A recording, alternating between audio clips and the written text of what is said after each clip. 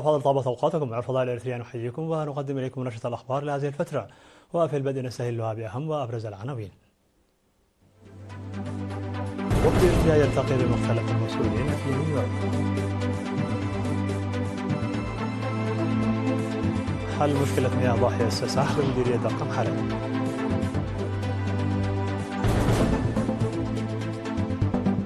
تنظيم زيارة جماعية للمواقع التاريخية والسياحية.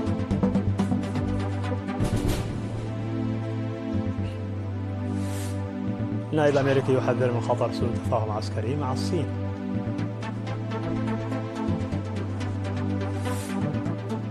رئيس كولومبيا يدعو لمحاكمة ترامب ومسؤولين أمريكيين.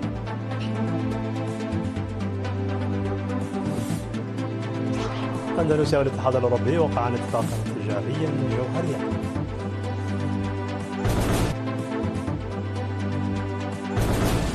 مرحبا بكم من العناوين إلى التفاصيل. التقى وفد إريتريا المشارك في الاجتماع الثمانين للجمعية العامة للأمم المتحدة برئاسة وزير الشؤون الخارجية السيد عثمان صالح بمختلف المسؤولين في نيويورك. والتقى الوفد الذي يضم مندوبة إريتريا في الأمم المتحدة سفيرة صوفيا السومرياما، والمدير العام لدائرة المنظمات الدولية في وزارة الشؤون الخارجية السيدة إيلسا هايلي، والقائم بأعمال السفارة الإريترية في الولايات المتحدة الأمريكية السيد برهاني جبرهويتا. التقى يوم 23 من سبتمبر وزراء خارجية السودان وبروندي واليونان والبرتغال، وبحث العلاقات الثنائية والسلم والأمن الدولية والقضايا ذات الاهتمام المشترك. وذكر لقاء الوزير عثمان صالح بوزير خارجية اليونان السيد جورجيوس غيرابريتيس بالروابط الحضارية والمصالح المشتركة بين البلدين، وتناول بعمق سبل الدفع بالعلاقات الدبلوماسية والروابط الاقتصادية والتعاون. وحول مباحثات أهمية الأمن وسلامة المياه الإقليمية قدم الوزير عثمان صالح توضيحا عن الوضع الراهن لأوضاع السلام والأمن في منطقتي البحر الأحمر والقرن الإفريقي. دشن في 21 من سبتمبر مشروع مياه إدارة ضاحية سساح في مديرية دقم حري، والتي شيدت بالتنسيق بين شركة عدهالو وقسم المياه والقيادة الوسطى وإدارة المديرية. يضم المشروع بئر وخزان ونقطة توزيع وسط القرية. وقالت مديرة إدارة الضاحية السيدة عقبة استا أن السكان كانوا يسيرون مسافة 3 ساعات لجلب مياه غير صالحة. وشكرت كل المساهمين في إنجاز مشروع المياه. ودعا المدير التنفيذي في مديرية دقم حري السيد قرماي إيسيتي السكان للعناية الجيدة بمشروع المياه. وعرب الرائد حسن محمد إبراهيم ممثل الوحدة المشاركة في العمل عن سعادته بإنجاز المشروع، وحث المواطنين إلى الحفاظ على نظافة المياه. هذا ونظم السكان في المناسبة مأدبة غداء وعبروا عن خالص شكرهم. هذا وتقع إدارة ضاحية السساح على بعد 4 كيلومترات شمال مدينة دقم حري. قدمت دعوة إلى المؤسسات والإدارات على العمل على تنظيم زيارات دورية إلى المواقع التاريخية والسياحية لما لها من دور كبير في رفع الوعي والمعرفة لدى الشباب إلى جانب أثرها الترفيهي. جاء ذلك عند زيارة موظفو شركة أسمارا بيرا إلى المواقع التاريخية والسياحية بمديرية الدخالة يوم 19 من سبتمبر الجاري. وذكر رئيس جمعية موظفو شركة أسمارا بيرا أن زيارة ورؤية المواقع التاريخية والمواقع البطولية لها فوائد معنوية مضاعفة للشباب. وعبر الزوار عن امتنانهم بالجولة لأن معرفة تاريخ بلدهم وشعبهم يعتبر جزء من التعرف على هويتهم. وقدم مسؤول الإدارة والمالية بمديرية الدخالة السيد تدروس والهيمانوت ومسؤول مكتب السياحة بالمديرية السيد مبرهتوم بياني شرحا تعريفيا للمشاركين جسد فيها أهمية المنطقة والتراث.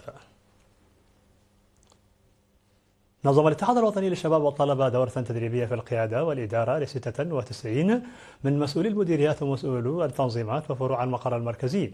تناول التدريب الذي أقيم في الفترة من 16 وحتى 22 من سبتمبر الإدارة والقيادة وتقنيات التأثير الإيجابي والتوجيه وطرق تنفيذ التدريب المدني وإدارة الموارد البشرية والأصول والتخطيط وإعداد التقارير ورصد وتقييم خطط العمل وحل النزاعات والتفكير الذكي وغيرها من المواضيع ذات الصلة.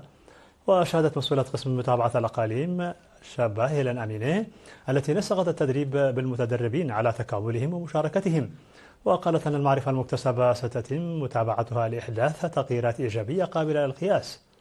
وقال مسؤول الشؤون التنظيمية في الجبهة الشعبية للديمقراطية والعدالة سيد يوسف سائق أن تطوير قدرات الشباب عامل مهم لإنجاح البرامج التنموية. ودعا مسؤول الاتحاد إلى العمل المنسق مع مكاتب الجبهة في مناطقهم لتحقيق التقدم المطلوب. وأكد رئيس الاتحاد السيد صالح مدين على أن برامج التدريب والتوعية ستستمر حتى الوصول إلى الكفاءة المطلوبة. عقدت مكاتب التعليم في مديريات شنبقة وفارو ونخفة اجتماعات تقييمية للعام الدراسي المنصرم. وفي اجتماع عقد في شنبقة يوم 21 من سبتمبر بحضور مسؤولي إدارات الضواحي ولجان الآباء ومدير المدارس وممثل المؤسسات الحكومية، قال مسؤول التعليم بمديرية شنبقة الأستاذ محاري تشومي أن المبادرة التي اتخذها المجتمع لبناء فصول دراسية إضافية في العام الدراسي 2024-2025 أدت إلى رفع مستوى المدارس والمشاركة، حيث زاد عدد الطلاب بنسبة 47% مقارنة بالعام السابق. من جانبهم قدم مدراء المدارس شرحا مفصلا عن النقص في مدارسهم والإجراءات المتخذة للتخفيف منه، واقترحوا معالجة مشكلة التأخير في بدء العام الدراسي والاهتمام بالمدارس التي تدرس في أماكن مؤقتة ومراعاة النقص في الكتب ووسائل التدريس. وأوضح مسؤول التعليم في إقليم القشبركة الأستاذ ياسين محمد أن إجراء التقييم مع بداية العام الدراسي 2025-2026 يفيد في تحديد المشاكل القائمة وتصحيحها. وفي اجتماع مماثل عقد في فرو في نفس اليوم، قال مسؤول التعليم في المديرية الأستاذ إسماعيل علي أن مشاركة الطلاب بشكل عام والإناث والأطفال بشكل خاص زادت بفضل الجهود الجادة لضمان انتشار المدارس وسهولة الوصول إليها. وفي مديرية نخفة أوضح مسؤول التعليم بالمديرية الأستاذ عبد الله صالح النتائج المرضية التي تم تسجيلها، وحث الآباء والمعلمين على العمل معا لتعزيز جودة التعليم. وقال مسؤول وحدة الخدمات الاجتماعية بمديرية نخفة سيد تسفاء إيوب أن العمل المنسق بين جميع الجهات المعنية بالغ الأهمية لتعزيز العملية التعليمية. مشاهدينا الفاضل، كانت هذه الأخبار الداخلية. فاصل قصير ونوفيكم بالأخبار العالمية، فابقوا معنا.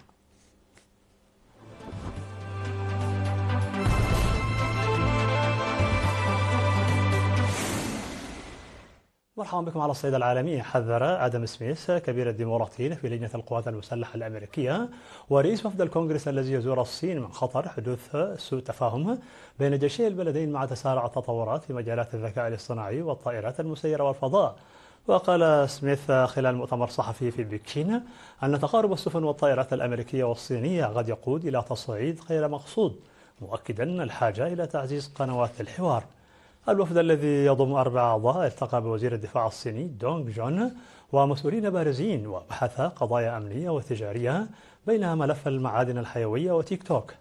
وتأتي الزيارة بعد مكالمة هاتفية ثانية خلال أسابيع بين الرئيس الأمريكي دونالد ترامب ونظيره الصيني شي جين بينغ، حيث اتفقا على لقاء مرتقب في قمة أبيك بكوريا الجنوبية الشهر المقبل، مع خطط لزيارات متبادلة لاحقا. دعا الرئيس الكولومبي جوستافو بيترو إلى محاكمة مسؤولين أمريكيين بمن فيهم نظيره الأمريكي دونالد ترامب على خلفية الضربات الأمريكية الأخيرة ضد قوارب مزعومة لتهريب المخدرات في منطقة البحر الكاريبي. وقال بيترو تعليقا على الضربات التي أودت بحياة أكثر من 12 شخصا، سمح ترامب بإطلاق الصواريخ على هؤلاء الشباب الذين كانوا يحاولون ببساطة الهروب من الفقر بحسب إفادات شبكة CNN. وانتقد بيترو بشدة سياسة الولايات المتحدة لمكافحة المخدرات، مدعيا أنها تهدف إلى دعم سياسة الهيمنة. وقتل 14 شخصا على الأقل في غارات أمريكية استهدفت 3 قوارب على الأقل في هجمات وصفها خبراء تابعون للأمم المتحدة بأنها عمليات إعدام خارج نطاق القضاء. وقعت أندونيسيا والاتحاد الأوروبي اتفاقا جوهريا لشراكة اقتصادية شاملة خلال اجتماع عقد في بالي. وقال مسؤولون أندونيسيون أن الاتفاق سيلقي الرسوم الجمركية على 80% من المنتجات الأندونيسية التي تدخل السوق الأوروبية، بما يتضمن سلعا أساسية مثل زيت النخيل والمنتجات السمكية والمنسوجات. وذكرت أندونيسيا أنه من المتوقع أن تتضاعف التجارة بين أندونيسيا والاتحاد الأوروبي في السنوات ال5 الأولى من التنفيذ.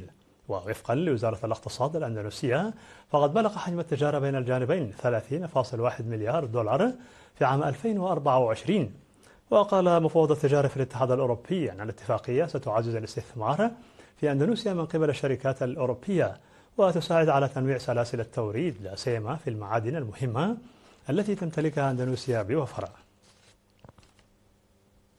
في الخبر الأخير قتل 14 شخصا على الأقل واعتبر 30 آخرون في عداد المفقودين إثر انهيار سد طبيعي على نهر في شرق تايوان التي ضربها الإعصار غاسا بحسب إفادات السلطات المحلية في الجزيرة. وتسببت الأمطار الغزيرة التي رافقت الإعصار غاسا أحد أقوى الأعاصير منذ سنوات لانزلاق أرضي تسبب بانهيار سد طبيعي كان يحبس خلفه مياه بحيرة تشكلت في الجزء العلوي من نهر ماتايان، وتسبب انهيار السد بفيضان مياه البحيرة مما أدى إلى انهيار الجسر وإغراق قرية مجاورة وحاصرت مئات الأشخاص بحسب السلطات. كما ضرب الإعصار سواحل هونغ كونغ مما أدى إلى إحداث شلل في الحياة بالساحل الجنوبي للصين، وذلك بعد أن خلف دمارا.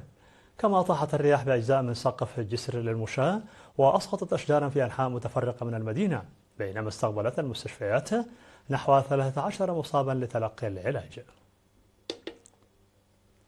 في نهاية نشر لكم تذكير بأبرز ما جاء فيها من عناوين. وفد إريتريا يلتقي بمختلف المسؤولين في نيويورك.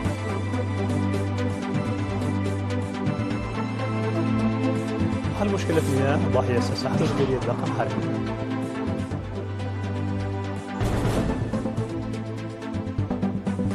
تنظيم زيارة جماعية للمواقع التاريخية والسياحية بالدخان.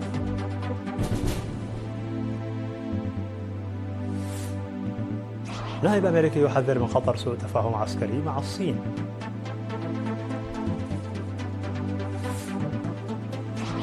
رئيس كولومبيا يدعو لمحاكمة ترامب ومسؤولين أمريكيين.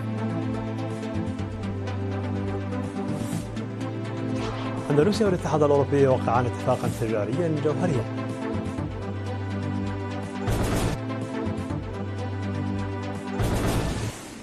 مشاهدينا الأفاضل، بهذا نكون قد وصلنا بكم إلى نهاية النشرة. شكرا على حسن المتابعة، دمتم بألف خير.